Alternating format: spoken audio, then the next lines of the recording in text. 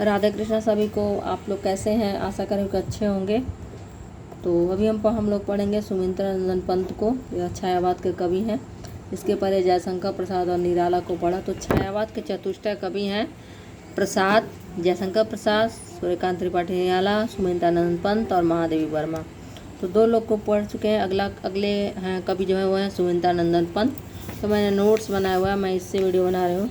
तो अगर आप लोग चाहें तो आप लोग खुद सुन के लिख सकते हैं।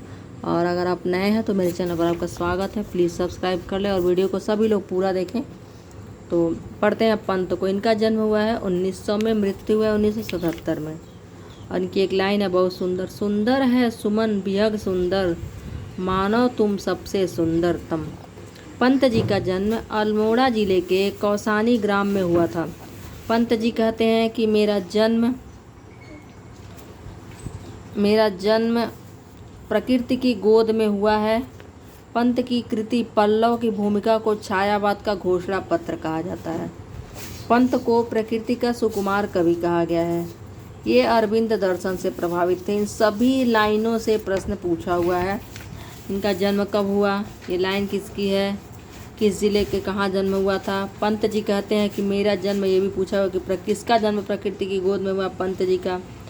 किसको छायावाद की घोषणा, पंत जी की किस कृति को छायावाद की भूमिका पत्र कहा जाता है। तो यह पल्लव, पंत की कृति पल्लव की भूमिका को छायावाद का घोषणा पत्र कहा जाता है। किसको सुकुमार कवि कहा गया है? तो अब बहुत आसान प्रश्न हो गया। पंत को। अरविंद दर्शन, छायावाद का कौन सा कवि अरविंद दर्शन से प्रभावित था? तो वो है सुमित्रानंद पंत। पंत जी का बचपन का नाम गोसाई दत्त था। यहाँ से प्रश्न आया है। पंत जी ने स्वयं स्वीकार किया है कि मेरा जन्म प्रकृति की गोद में हुआ है, उसी के आंगन में खेला कूदा बड़ा हुआ। प्रकृति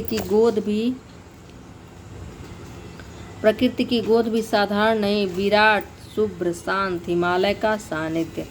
पंत जी ने अपनी कविता का श्रेय प्रकृति को देते हुए अपने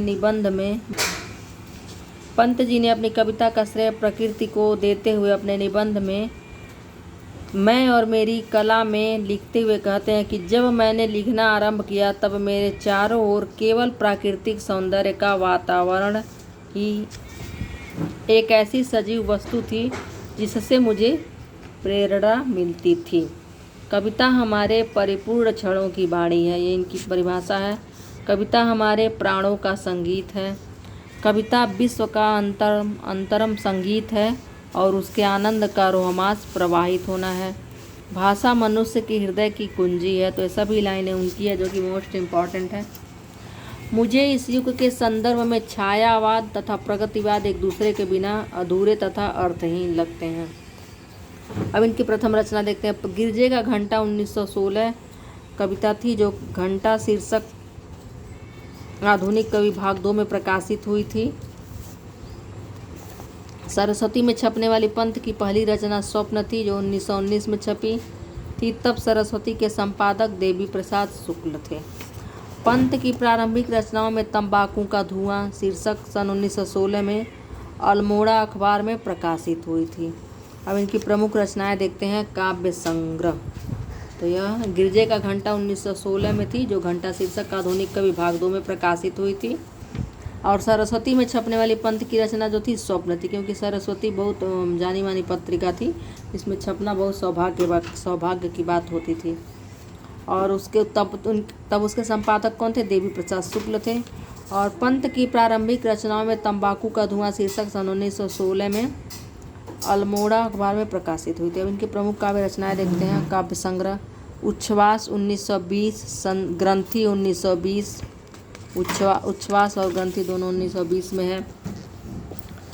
पल्लव 1926, गुंजन 1932, युगांत 1936, युगबाड़ी 1936, ग्राम्या 1940, स्वर्ण किरण 1947, स्वर्ण ध्वनि 1947, युगपथ 1949, उत्तरा 1949, रजत शिखर 1952, शिल्पी 1952, अंतिमा है 1955, सवर्ण 1956, वाणी 1958, रश्मिबंध 1958, चिदम्बरा 1958। तो चिदम्बरा को 1958-1968 ज्ञानपीठ पुरस्कार मिला और ये पहले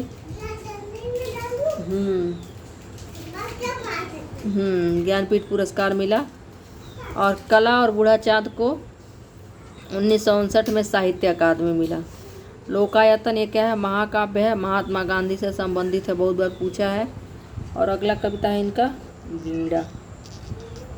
तो नहीं 20 हो गया लोकायतन। चिदम्बरा 1958, चिदम्बरा को 1968 में ज्ञानपीठ पुरस्कार मिला 10 साल बाद। कला और बूढ़ा चाँद है 1959 में साहित्य अकादमी मिला। लोकायतन महाकाव्य है, महात्मा गांधी से संबंधित है। तो इन तीनों दोनों का मैं सन निकला भूल गई हूँ। अगला है इनका किरण 1967, पौ फटने से पहले 1967, पतझड़ एक भाव क्रांति 1969, गीत अंश 1969, शंख ध्वनि 1971, सस की तरी 1973, अनाथ लड़की अनुपमा के बारे में है, समाधिता 1973, आस्था 1973, सत्यकाम 1975, गीत अगीत 1976, संक्रांति क्या है इनकी अंतिम रचना है 1977 में। और एक और है वीणा, मैंने लिखा हुआ है इनका है। तो एक और बात मैं बताना चाहूँगी कि संक्रांति स और सांध्य काकली स निराला की अंतिम कविता हम देख सकते हैं। और जब महादेवी वर्मा का बताऊंगी उनका भी शायद 100 से ही है, सब तो पढ़ा है क्या। प्रेयसी ने सांध्य काकली, देखिए अंतिम काव्य संग्रह है।